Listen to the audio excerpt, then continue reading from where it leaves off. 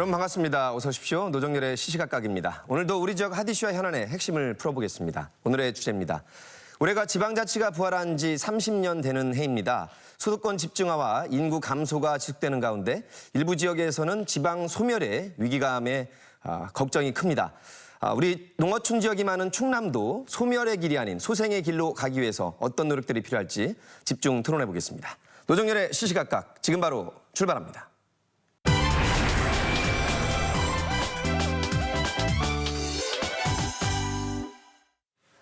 네, 수도권 집중화와 인구 감소로 인한 지방 소멸의 위기감이 커지고 있습니다.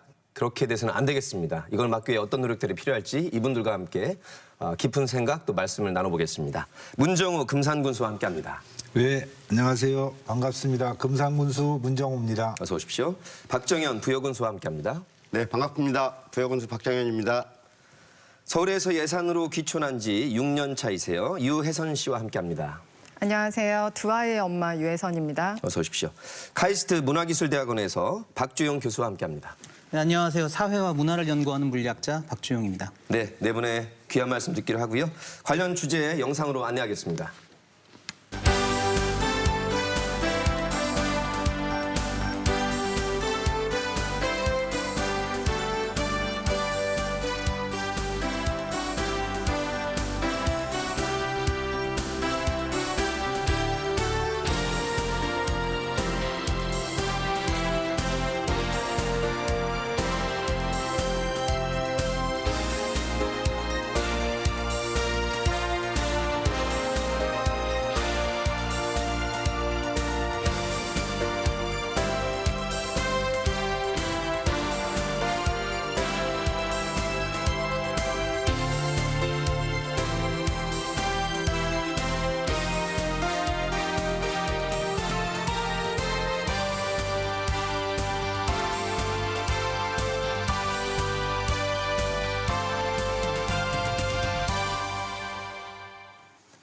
네, 화면을 보셔서 이해하시는데 조금 보탬이 되셨을 것 같습니다. 행안부의 발표에 따르면 올해 3월 30일 기준으로 주민등록 인구가 5,170여만 명, 지난해보다 12만 3천 명 정도가 감소한 것으로 나타났습니다. 17개 시도 가운데서 경기와 세종을 제외하고는 모두 감소하고 있는 상황인데요. 우리 지역 충남 상황 또 두 군수님께 한번 여쭤보겠습니다. 충남 상황 또 위치에 계시는 금산과 부여상 한번 짚어주시죠. 문 군수님 어떻습니까? 예, 저희 금산군도 지금 인구가 계속 줄고 있습니다. 1974년이 금산군의 인구가 12만 5,600명이었었는데 80년 후인 84년에 10만이 무너지면서 지금 현재는 5만 953명으로 지금 5만도 지금 지키기가 어려운 예. 그런 실정에 놓여 있습니다. 과거와 비교하면 반 이하로까지 줄어든 상황이고요. 그렇습니다. 어떤 면은 뭐 80%가 줄은 데도 있습니다. 면에 따라서는요. 네. 네, 정말 심각한 상황이라는 게 느껴지는데요. 박 군수님은 어떻습니까? 네, 부여 역시 뭐 똑같은 경향입니다. 사실은 저희들 부여 같은 경우는 1960년대 중반까지만 해도 20만 명에 육박했었습니다. 예. 그리고 다른 농촌 도시에 비해서 인구 감소율도 비교적 더딘 편이었는데도 불구하고 최근에는 급격하게 지금 인구가 감소하기 시작을 했습니다. 실제로 출생하는 아이들이 불과 5, 6년 전만 해도 400명, 350명 이랬는데 재작년부터 200명대 이하로 떨어지면서 예. 지금 출산율도 아주 극히 낮고요. 특히 충남 15개 시군 중에 출산율이 부여가 제일 낮았습니다, 작년에. 그러면서 이제 고령 인구가 급격히 또 느는 추세에 있고 1년에 한 900여 분 정도 이제 사망자가 생기는데 자연 감소만 해도 벌써 700명 정도 되는 거고요. 그다음에 이제 청년들 이제 도시 지역으로 유출되는 유출 인구가 또 한 400명 정도 되니까 1년에 1,000명 정도가 지금 감소하고 있다고 보면 됩니다.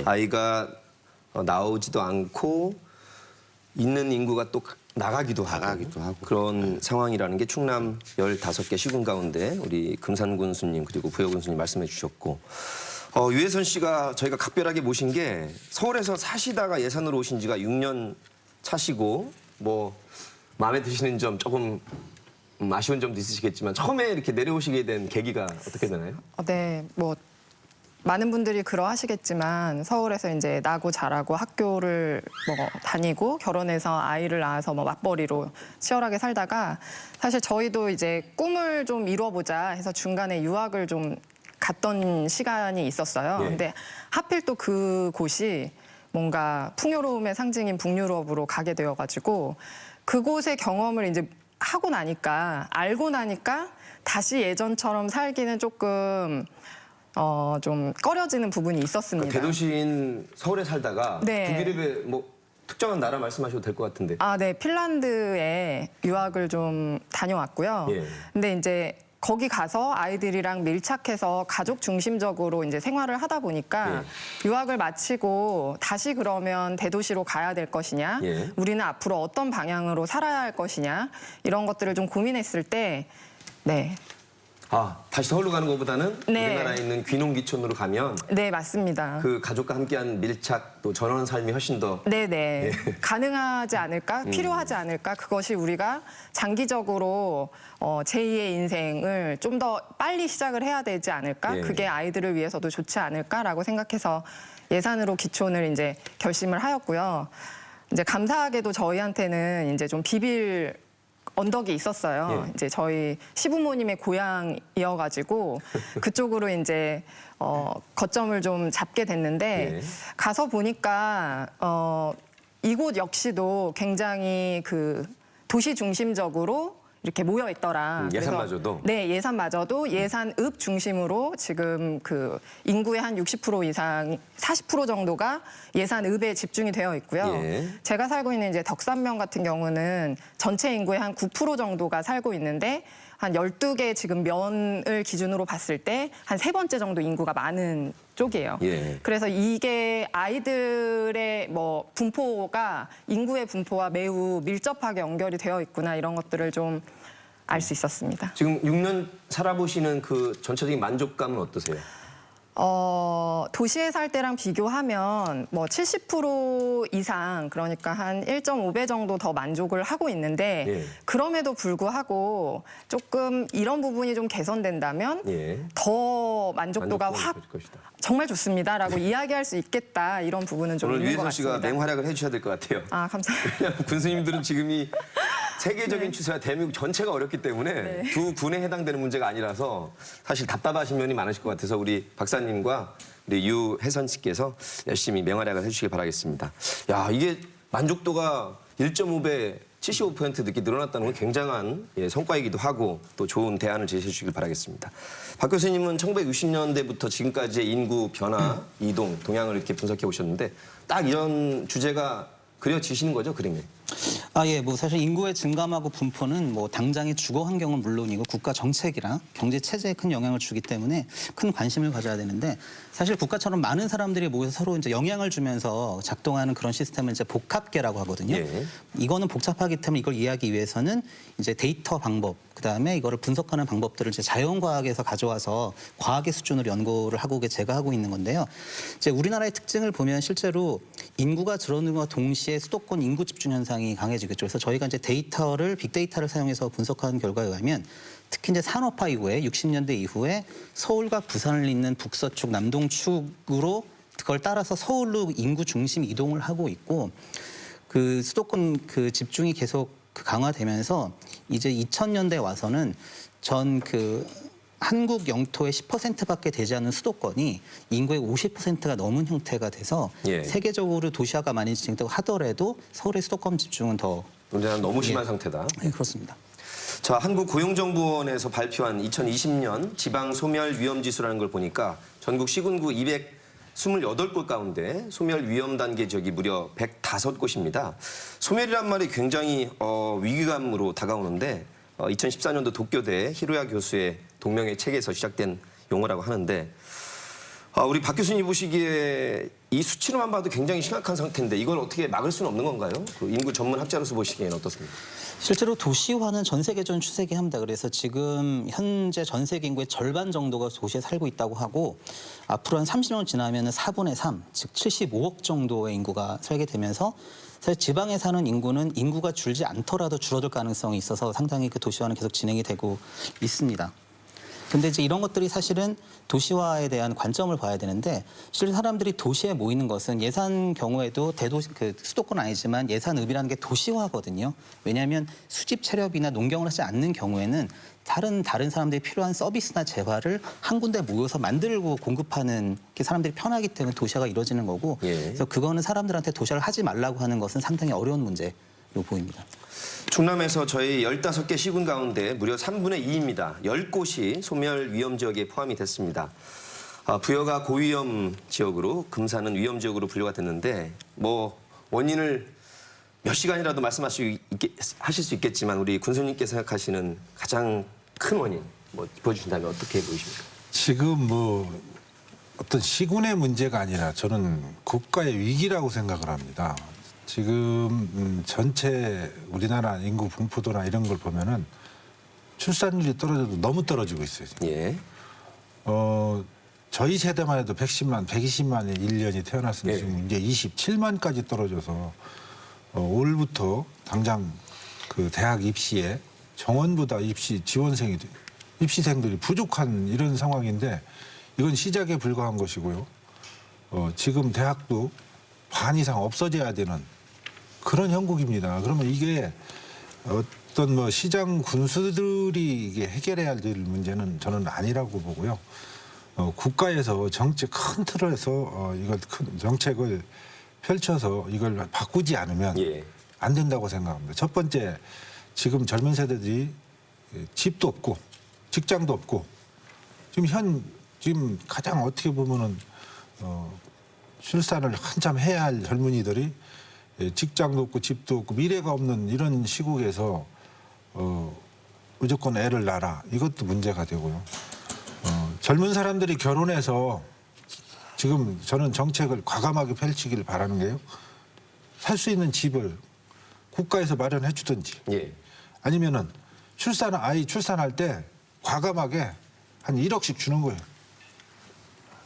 1억씩 주고 둘째 나면 1억 5천 뭐 2억 뭐 이렇게 줘가지고 이 사람들이 좀 안전한 삶을 살 수 있게 해줘야지.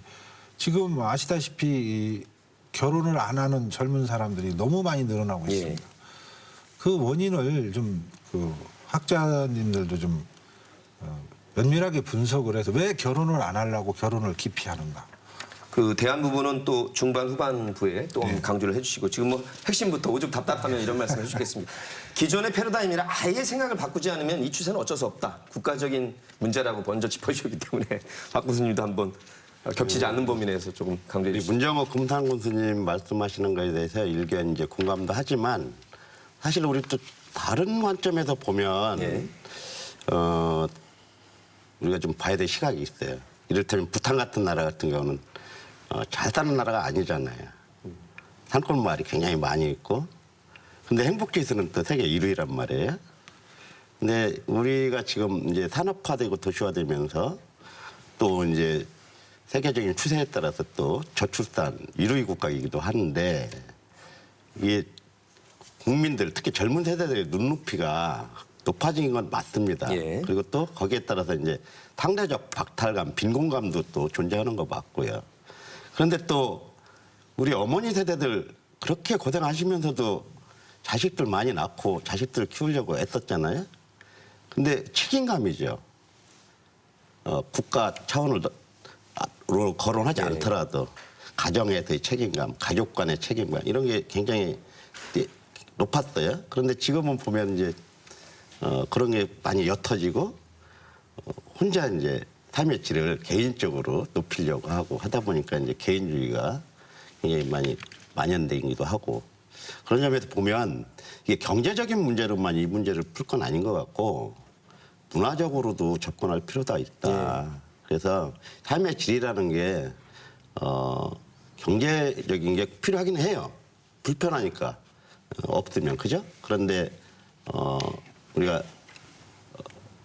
정신 문화도 굉장히 중요하다. 알겠습니다. 우리가 여러 각도에서 한번 살펴볼 필요가 있다는 거죠. 역시 백제 수도였던 우리 부여 군수님이시라 문화와 정신적인 것도 분명히 중요하다는 강조를 해주셨고 우리 두 군수님께서 중요한 거 다 짚어주신 것 같아요. 경제적인 시스템 기반이 돼야지만 해결의 모색이 될 것이라는 얘기인데 유해선 씨는 두 군수님 말씀을 다 경험하신 거예요. 사실은 서울에서 살다가 북유럽 핀란드에서 유학을 몇 년 하시고 또 지금 마음과 정신 문화가 조금은 더 풍요로울 수 있는 예산 6년 차 시민이신데 어떠세요? 두 분이 이제 한 면씩 이렇게 강조해 주셨는데 가장 그래도 만족감이 높아지시고 좋은 거 예산으로서. 네, 일단 저출산 얘기를 해주셔가지고 이 저출산은 결과라는 것을 꼭 기억을 하셔야 될 것 같습니다. 결과다. 네, 이것은 우리 사회가 가지고 있는 다양한 사회적 문제의 결과인 것이기 때문에 이것에 대한 깊은 성찰이 없는 상태에서 뭔가 그 개인의 이기주의라든지 아니면 어떤 수치적인 측면으로 이 문제를 접근하면은 근본적인 해결은 좀 어려울 것이라는 개인적인 그 의견을 먼저 드리고요. 예. 일단 첫 번째 이제 말씀하셨던 그 충남의 15개 시군 중에 10곳 특히 농촌 지역이 이 지방 소멸 인구 소멸 지역으로 이렇게 좀 분류되는 이 부분에 대해서 저는 좀 산업 구조적인 것에 이것 역시도 결과이지 않나. 우리가 너무 그 경제적인 부분이 굉장히 강조가 되는 사회였잖아요. 예. 그동안. 그래서 농업에 대해서 너무나 저평가되었고 그것에 대한 결과로서 농촌의 사람들이 점점 떠나가고 있는 결과를 만들어내고 있는 것은 아닌가라는 예. 좀 개인적인 생각을 가지고 있고요. 특히 이제 충남이라는 지역 자체가 저는 대한민국 전체적으로 봤을 때 그 돌봄의 역할을 지금 하고 있다고 생각을 해요. 예를 들면 석탄화력 발전 이런 에너지 관련된 부분들도 굉장히 많은 부분을 충남에서 지금 그 부담을 하고 예. 있잖아요.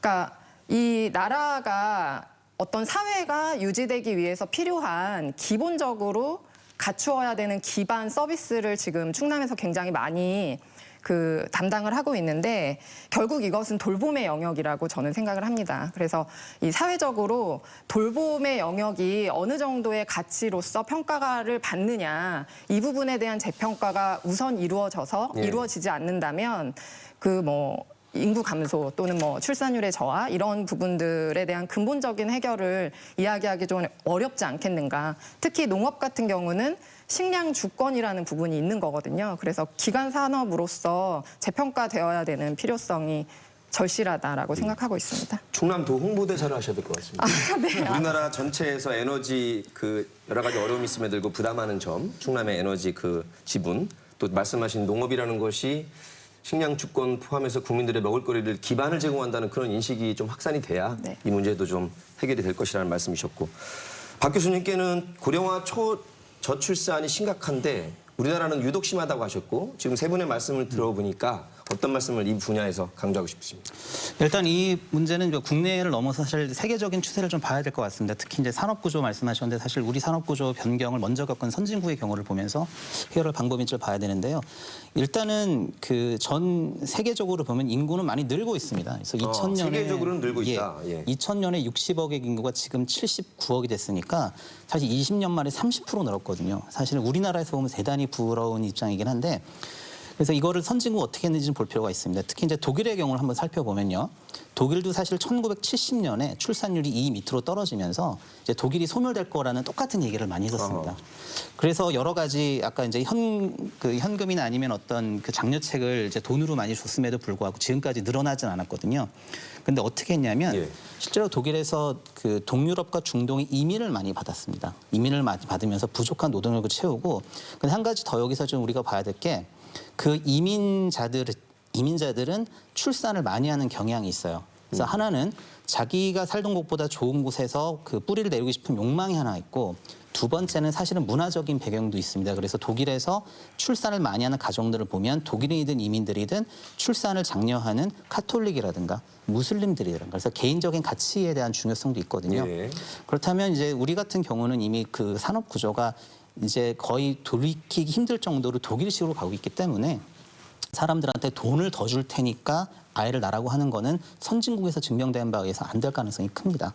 그렇다면 다른 인구를 불러들여서 한국인으로 만들 수 있는 방법도 생각해 볼 필요가 있다고 생각합니다. 사실 거액을 이렇게 잠깐 예시 삼아 제시하셨지만 그때는 잠깐 즉각 효과가 있는 것 같지만 써버리고 나면 예. 지속성이 없겠죠. 뭐 답답하니까 그런 말씀도 잠깐 해주셨지만 소득권 집중화 전 세계적인 현상이지만 대한민국이 특히 심하다고 전문적으로 말씀을 해주셨고 우리나라 지금 현재 상황을 봐도 그런 것 같습니다.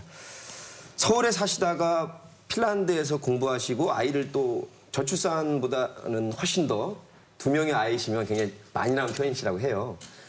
우리 유혜선 씨가 바라보는 대한민국 수도권 집중화의 문제, 또 아이 키우는 문제, 또 우리가 이민이라는 개념보다는 수도권에 있는 인구들이 각 지역으로 귀농귀촌하면 훨씬 더 해결이 될 것 같은데 어떻게 해결하면 좋을까요? 네, 제가 이 지방 소도시로 와보니 그리고 아이를 이제 초등학교 때 왔는데 이제 중학생, 고등학생이 되었거든요. 이렇게 겪어보니까 어떤 일들이 있냐면 그 잘하는 사람들, 잘하는 아이들 그리고 이렇게 뭔가 이 내가 살던 태어나고 나고 자란 곳을 떠나서 큰 대도시로 가야 뭔가 성공한 것 같고 이런 이미지들이 굉장히 있어요. 수십 년 동안 지배해왔지. 네네. 근데 그 선입견을 바꾸는 게 굉장히 어렵더라고요. 그래서 네. 이제 저희가 다시 예산으로 돌아가겠다고 이제 저희는 처음이지만 사실 부모님 입장에서는 자식이 내려오는 이 부분에 대해서 약간 이제 좀 꺼려하셨던 부분도 솔직히 오히려 있으셨습니다. 네네. 왜 내려오니 거기서 잘 하지. 아니 저희 부모님은 서울에 살고 계신데요. 그러니까 이제 시부모님이? 네네 시부모님 살고 계신데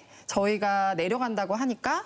마치 뭔가 실패해서 온 것 같은 이런 동네 분들이 생각하실까 봐 좀 꺼려하셨던 이런 게 있는데 저는 지금의 저희 아이들 청소년 세대들도 그런 선입견이 굉장히 곳곳에 지역에 지금 자리 잡고 있는 것들이 보여요. 그래서 공부 열심히 해서 서울에 있는 좋은 대학 가야지. 공부 열심히 해서 대기업에 취직해야지. 이런 이제 생각들을 알게 모르게 저변으로 이렇게 흡수가 되고 있거든요. 아주 뭐 팽배해 있죠. 예. 네네. 그래서 그런 것들에 대한 좀 가치관의 변화 이런 부분들이 우리에게 정말 시급하게 필요하구나 이런 생각들이 좀 듭니다. 말씀하신 수도권 집중화의 문제가 바로 수도권에 가야만 출세한 것처럼 하는 그런 네.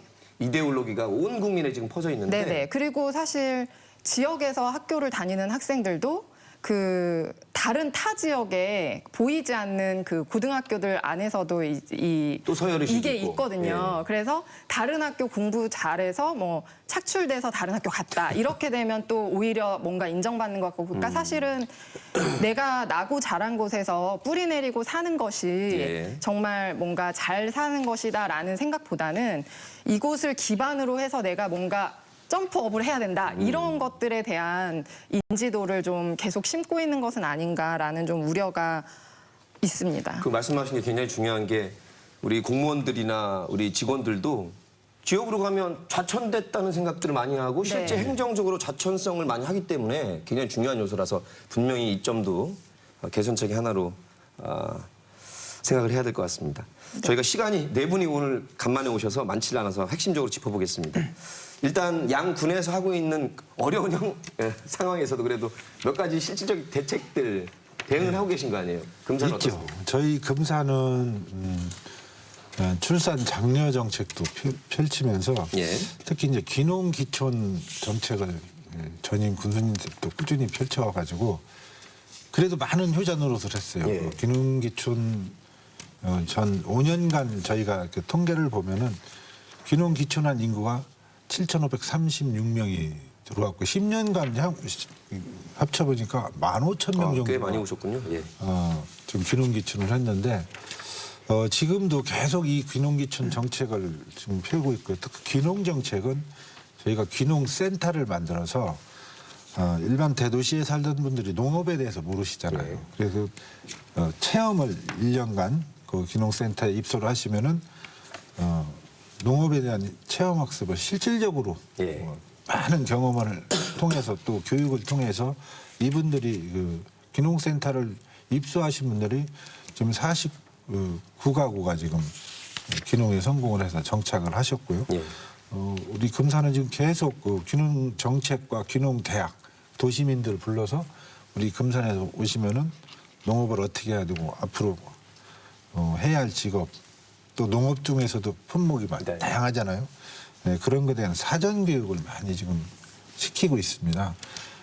그리고 귀촌하시는 분들도 특히 이제 고향에 도시에 사시다가 다 정년 퇴직하시고 계신 분들은 좀 그 향수에 빠져 있잖아요. 고향을 가고 싶어하는 그분들을 자꾸 유도를 하셔서 고향에 와서 살기 운동. 그거 좋은 것 같은데요. 네. 대도시에 계신 분들은 오히려 언젠가는 뭐 별장이든 전원 생활이든 이런 향수가 있고 네.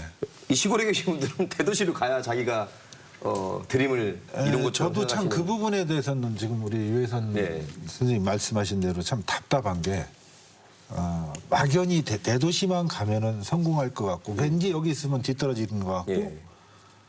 근데 사실 대도시에 가서 그 속에서 내가 무엇을 할 것인가가 중요한데 그런 건 없어요. 보면은 그냥 서울에서만 사는 것 자체가 자기가 성공한 거 그거는 아니잖아요. 저 역시도 학창 시절에 서울서 생활을 해가지고 17년을 서울 도시 생활을 했어요. 저희 아버지가 일찌감치 이제 그때는 국민학교였죠. 5학년 마치고 서울로 이렇게 유학을 보내서 서울서 학창 시절 마치고 저 고향 가서 살겠습니다 했더니 엄청난 반대에 왜 부닥쳤습니다. 내려오냐. 야, 거기 그 어렵사리 시골 올라가서. 골짜기 면하라고 했더니 거기를 가? 저는 2년간 아버지하고 싸우다가 제 인생 제가 살겠습니다. 그냥 그 결단으로 오늘 또 명예로운 금산 군수님으로 맹활약 중이십니다. 저는 네. 뭐든지 자신이 있었기 때문에 예. 그냥 맨몸으로 내려와서 지금 현재 살고 있는데 저는 만족했고요. 네, 사실 이렇게 뭔가 그 굉장히 지금 중요한 말씀을 해주셨어요. 뭐든지 할 수 있다 나는 이런 마음을 저는 이 지역에 살고 있는 아이들이 가져야 된다고 생각하거든요. 제가 귀촌을 하고 아이를 키우면서 가장 좀 답답했던 그래서 그 왔다가 다시 돌아가는 사람들의 그 문제의 지점을 보면 예.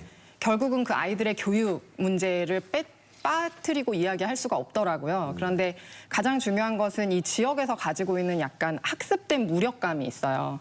뭔가 필요한 것이 있을 때 내가 이 지역사회에 이야기를 하고 내가 상식으로 생각하는 것들을 이제 관철시키고자 하는 이런 노력들을 하는 것이 굉장히 좀 뭔가 개인의 이기주의다 이렇게 생각을 하는 문화들이 좀 있더라고요. 네. 이게 이제 충남이라는 지역색인 건지 뭐 그런 것까지는 제가 잘 모르겠지만 그래서 사실은 사람들이 기존에 살고 있는 사람들을 잘 사는 모습을 보여주면 예. 그러니까 삶이 좀 만족스럽고 기본적으로 내가 상식이라고 생각하는 부분들의 한 70% 80% 정도의 삶의 만족을 주고 그런 사람들이 좀 더 많아지고 그런 것들이 공감대로서 형성이 돼서 기본적으로 가지고 있는 사회적인 공감대의 수준이 좀 높아지면 저는 자연스럽게 사람들이 좀 모일 거라고 생각을 하거든요. 네. 그런데 오늘 이제 핵심적인 말씀을 해주셨습니다. 네, 저희가 그런 부분들이 좀 부족한 것이 제가 좀 아쉬운 부분이었고요. 네, 특히 이제 아이를 키우면서 그 시골의 교통 문제를 제가 이야기하지 않을 수가 없어요. 네. 이 지방 소멸을 이야기하시면서 왜 사람들이 자꾸 떠날까? 왜 오지 않을까? 이런 생각들을 이제 하실 때 내가 필요로 한 것을 내가 가고 싶은 곳을 자의에 의해서 움직일 수 있느냐 없느냐가 굉장히 중요하더라고요. 그러니까 우리가 산업혁명 이후에 이렇게 폭발적으로 산업이 이렇게 발달할 수 있었던 것도 결국은 철도들이 연결되고 뭔가 이 활동성이 확보되면서 이제 좀 커지는 건데 저희가 그 자기 스스로 운전을 하지 못하는 청소년들, 네. 이 뭐 노약자분들도. 노약자분들 이런 분들을 다 뭉뚱그려서 이제 교통약자라는 표현으로 제가 말씀을 드리자면 이분들이 하다못해 읍내를 나가려고 하셔도 접근성이 너무 떨어지는 거예요. 그런데 이게 이제 시군에서는 어떤 식의 이제 정책이 있냐면 1,000원 택시. 예. 근데 이게 그 읍면 리 이런 데 가면 한 50몇 개 리 이런 데에서 한두 곳을 시범 사업처럼 하고 뭔가 정책이 펼쳐지는 것처럼 말씀하시거든요. 예. 근데 이게 저는 좀 상상력을 발휘해서 대중교통으로서 원하는 곳에 사람들이 갈 수 있도록 연결할 수 있는 좀 촘촘한 이런 연결망들이 좀 필요하다. 지금도 전국적으로 보면 대형 버스 위주로 적자를 보전해주는 식으로는 하는데 네. 오히려 그 예산을 그렇게 촘촘하게. 네네. 그러니까 예. 이런 거죠. 그 몸도 이제 세포와 그 혈관들이 잘 이렇게 네. 순환이 되었을 때 건강한 것처럼 예. 이게 뭐 대동맥, 정맥만이 다가 아니지 않습니까? 그러면 좀 촘촘하게 이런 것들을 좀 연결하려고 하는 그런 노력을 좀 해주시면 좋은데 자꾸 그 기존의 프레임 안에서 갇혀가지고 그 대중교통을 네. 체계를 이야기하시고 저희가 이런 이제 사람들이 존재하고 있으니 그곳에 어떤 교통의 편리성이나 그런 정책적인 편리성이 닿아갈 수 있도록 해주십시오라고 얘기하면 자꾸 또 거기에서 이제 그 경제적 관점이 또 들어와요. 알겠습니다. 우리 유혜선 씨는 몇 달 후에 조만간 모셔야 될 것 같아요. 또 다 연결되는 문제라서 교통과 교육 문제, 지속성을 갖기 위해서는 우리 금상구 선생님 말씀하셨고 부여 상황도 같이 연결해서 좀 말씀해 주시죠. 지금 선생님 말씀하시는 거 들어보면서 굉장히 좀 답답하긴 했습니다. 예. 정부가 지자체든 정부든 행정을 펼쳐나가는데 효율성을 따지지 않을 수는 없어요, 사실은. 그리고 세수가 전국의 지자체에서 골고루 올라오는 게 아니거든요. 네, 그렇긴 한데요, 굉장히 교수님. 다른데요. 일단 이거는 듣고 이제 지금 현재 중앙정부가 나눠주고 있대 배분을. 예. 이제 완전 지방자치제가 분권화가 안 돼 있기 때문에 지방 재정으로 같이 세금을 이제 나눠주는 거예요. 그런데 우리 같은 경우는 이제 대중교통 때문에 들어가는 비용이 100억 정도 들어갑니다. 100억 정도. 연간, 네. 그거 왜냐면 적자나니까 사람 별로 안 사는데 버스를 투입해야 되고 한 분 계셔도 보내야 된다고요. 그러니까 유혜선 씨 말씀드리면. 말씀은 그 100억이라는 예산을 그렇게 쓰지 말고 지금 말씀하신 대로 필요한 곳에 큰 버스가 아니더라도 택시 같은 버스식으로 잘 촘촘하게 그렇게 돼 연결해달라는 있어요. 건데. 안 돼 있는 게 아니에요. 돼 말씀을 있는데 좀 해주시면 네, 교수님께서 알겠습니다. 자, 말씀해 우리 주시죠. 군수님 말씀 마무리하고 박사님으로 가겠습니다. 예, 그래서 사실은 이제 아니, 우리가 마무리 됐네. 네, 현실적인 어려움. 네, 충분히 되게 이해합니다. 어려워요. 이게. 네, 박사님 말씀해 주시죠. 네, 도시와 지방의 문제를 볼 때 사실은 이거 두 개를 경쟁 구도로 볼 때 이 프레임이 제일 큰 문제가 되거든요. 예를 들어서 이제 지금도 말씀하시는 게 그러니까 도시에서는 또 사람이 많으니까 교통이 많은데 지방에서는 사람이 적다고 교통이 적으니까 불편한데 예. 여기서 돈을 이미 많이 쓰고 있다라고 해서 이제 어느 한쪽도 사실 만족할 수 없는 상황인 거죠. 그래서 이제 군수님 입장에서는 그런 더 많이 해달라고 하면 예산을 먼저 생각하시게 될 것 같아요. 그리고 여기서는 하더라도 사실 경쟁 구도가 되지 않는 게 사실은 사람들이 그러니까 삶 자체의 편의를 위해서 도시를 만들었기 때문에 도시는 그러니까 편의 자체만을 봤을 때는 앞서가게 설계된 거거든요. 예. 그래서 도시와 똑같은 편의를 지방에도 해야 된다라고 해서 서울에서 했던 거를 지방으로 가져가게 되면 이렇게 서로 만족하지 못하는 결과가 나오고 대신에 여기서는 지방의 그거에 특화된 해결책은 무엇인가를 상상력을 발휘해야 됩니다. 예를 들어서 지금 그 정해진 시간만 다니는 버스는 도시의 모델이죠. 예. 서울은 사람이 많으니까 1분에 한다는데 여기는 1시간 하니까 불편한데 나중에 이거는 기술로 풀어가는 가능성이 제일 커요. 예를 들어서 자율주행차 같은 경우에도 아마 지방에서 훨씬 더 관심을 갖고 보셔야 됩니다. 서울에서 이미 차가 없어서 다닐 수 있기 때문에 예. 그 전기차는 그냥 약간 그 사치품 럭셔리 아이템이에요. 하지만 지방에서 아주 본질적으로 사용될 수 있거든요. 예를 들어서 운전을 못해도 내가 언제든 갈 수 있는 차가 있다면 뭐 운전을 못 하시는 분들 미성년자도 타고 다닐 수 있는 거거든요. 그러니까 그쪽에다 큰 관심을 기울일 필요가 있습니다. 네. 아직 상용화는 안 됐지만 그런 식의 개념을 가지고 접근하라는 말씀이시고요. 네, 그것이 예. 지방의 생활 환경을 정말 혁신적으로 변할 수 있다라는 그 생각을 가지고 접근을 해야만 그 문제를 풀 수가 있을 것으로 보이고 그리고 교육도 마찬가지입니다. 사실은 지방 얘기를 들으면 학교가 근처에 없어서 1시간, 2시간을 다니는 학생들. 근데 이것도 마찬가지로 그러면 그 학생 한 명을 위해서 학교를 다 짓겠느냐라는 문제가 그러면 똑같은 군수님이 또 예. 고민하실 거예요. 이 학생은 불쌍하긴 한데 그렇다고 이 학생 한 명을 위해서 학교를 지어야 되느냐. 그렇다면은 여기서 할 수 있는 거는 그러면 사람들이 우리 지역에 뭐 100m마다 학교가 있진 않아도 다니기 어렵지 않은 곳에 정말 좋은 학교가 있다는 것. 예. 이것도 현재 그 평준화 위주로만 가는 철학에서는 사실은 서울에서의 평준화, 지방에서 평준화는 이겨낼 수가 또 없어요. 경쟁 구도로 가면.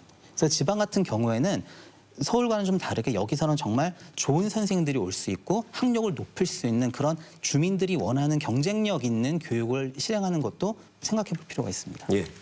네 분이 오늘 출연해 주셔서 5번째 주제로 이제 돌아오는 지역 우리 귀농 귀촌 돌아오는 지방을 만들려면 어떤 노력들이 필요할지 변수가 뭐 수십 개가 될 수도 있는데 네 분께서 생각하시는 나는 이걸 핵심 가치라고 생각하고 이렇게 해야만 조금이라도 개선될 수 있다는 생각을 우리 행정을 해주시는 우리 두 분 군수님께 먼저 여쭙고 교수님과 우리 조부님께 여쭙겠습니다. 감사한 군수님께 여쭙겠습니다. 예, 저는 조금 전에도 말씀드렸지만 귀농귀촌 정책은 저희 군에서는 지속적으로 지금 추진을 하고 있는 정책이고요. 또 우리 금산의 특징이 초등학교 졸업할 무렵, 중학교 졸업할 무렵이면은 이 도시로 떠납니다. 예. 네. 왠지 금산에서 공부를 하면 우리 아이가 뒤떨어지는 것 같고 뒤처지는 것 같고. 근데 저도 대도시에서 공부를 해봤기 때문에 대도시 사정을 아는데 이건 부모님들의 막연한 생각이 좀 있어가지고 저희 군에서 실시하고 있는 것이 학부모 교육을 시키자. 그래서 학부모님들한테 학부모 아카데미하고 지금 교육을 저 취임하던 해부터 이렇게 실시를 했습니다. 입시가 어떻게 해서 지금 수시로 해서 학교가 가는지, 왜 대도시로 가야만 되는지, 가면 불리한지 유리한지도 모르고 이제 갔기 때문에 교육 환경을 대폭 바꾸자.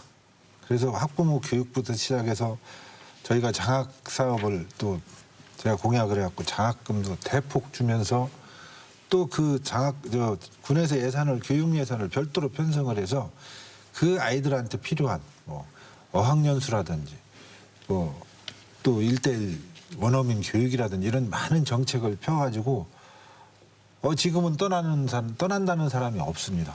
굉장히 효과가 있는 굉장히 교육 환경은 정책으로 확 바뀌어 있고요. 또 올해 금산군에서 또 입시 성적이 상당히 좋았어요. 예. 학생 수 대비해서 서울대도 3명 갖고 연고대 3명 갖고 이거 특정한 이렇게 하다 건데. 보니까 아무튼 그런 관점의 변화만으로도 충분히 해냈고 많이 바뀌었어요. 성과가 있다는 말씀을 성과가 바뀌면서 저희가 이거 시리즈로 뭐 분기별로도 이렇게 해야 될 것 같아요. 좋아진 점이나 더 개선점을 이렇게 한 번에 해야 될 주제는 아닌 것 같고 박 군수님. 부여는 사실은 위험지수가 높은 군으로 분류는 되기는 했지만 사실은 부여는 다른 농촌 도시에 비해서 사실 안정감은 있어요. 왜냐하면 백제 고도다 보니까 굉장히 도시가 줄어도 적게 줄어요. 사실은. 그러면서도 도시화도 잘 된 편이고 다른 도시에 비해서. 근데 도시 지역하고 농촌 지역하고 차이점은 서로 이해를 하고 존중을 해야 될 것 같아요. 사실은 도시에 없는 게 농촌에 있거든요. 그럼요. 그리고 농촌에 없는 게 도시에 또 집중돼 있기도 하고 선택의 문제긴 한데 우리 사회가 이제 산업화로 이행하면서 고도의 이제 경쟁 사회가 됐잖아요.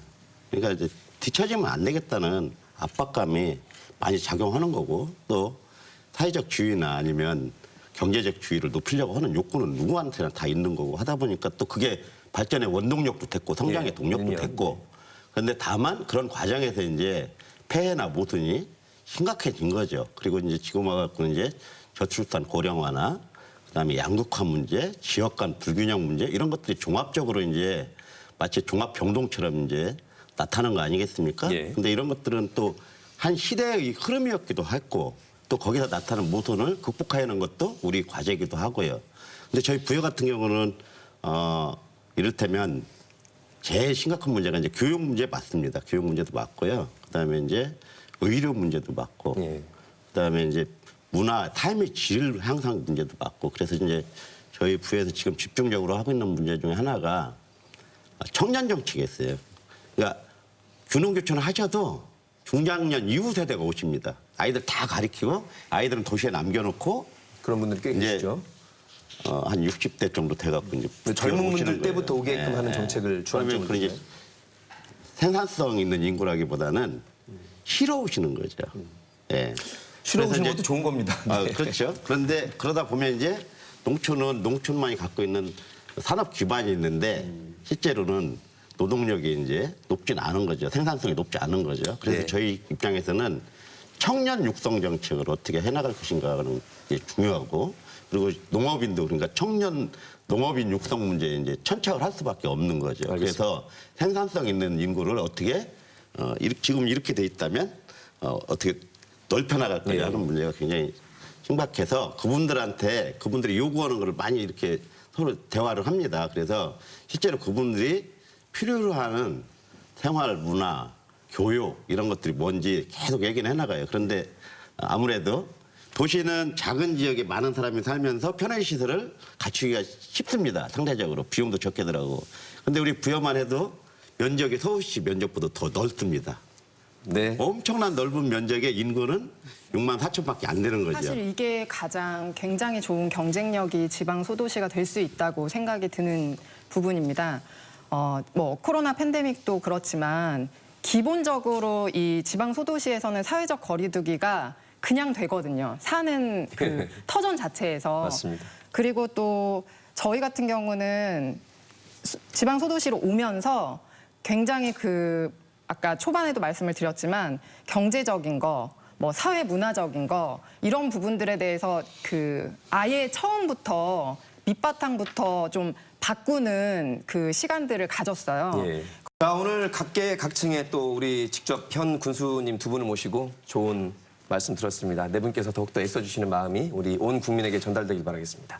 노정열의 시시각각 오늘은 여기서 마치겠습니다. 다음 시간에 찾아뵙겠습니다. 고맙습니다.